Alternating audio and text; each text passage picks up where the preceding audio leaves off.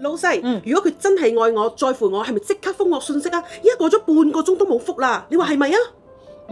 你要睇下究竟呢段關係你係真係在乎啊，定係你係想控制呢？我點會係想控制佢呢？我明明咁關心同埋咁在乎我哋嘅關係，正因為咁，所以我先發信息問下佢喺邊，同埋佢做緊乜嘢啊嘛。如果你係信任呢段關係，咁其實應該係彼此都會有空間，同埋你會信任佢，你大概會知道佢喺邊度噶嘛。咁但係如果你係控制緊嘅話，咁你梗係想佢要秒覆啦，因為你不安緊噶嘛，你焦慮緊噶嘛。咁我都係喐緊我哋嘅關係啫，咁唔通呢段關係唔維係咩？咁我問你咯，你辛唔辛苦啊？咁如果呢段關係你係辛苦多於個 enjoy，咁呢段關係咁就係控制噶咯喎。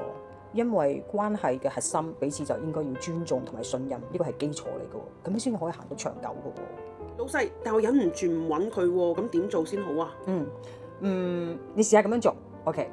當你要再去打呢個信息嘅時候，你先再諗一諗，咦，究竟呢一刻我係真係想關心佢啊，還是係我焦慮緊？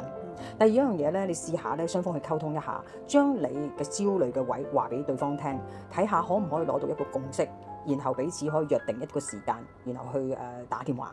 第三咧，你可能試下一樣嘢就係轉移下，或者落個街啊，或者跑個步啊，做一啲嘢，然後轉頭再翻嚟去問下你自己，咦，係咪真係需要打呢一通電話咧？咁樣要記住一樣嘢，關係咧係唔需要去控制先至可以證明得到㗎，咁樣先至可以長久㗎嘛。如果你身邊有朋友都好似我咁樣間唔中會焦慮嘅話，咁記得轉發呢個片俾佢啦。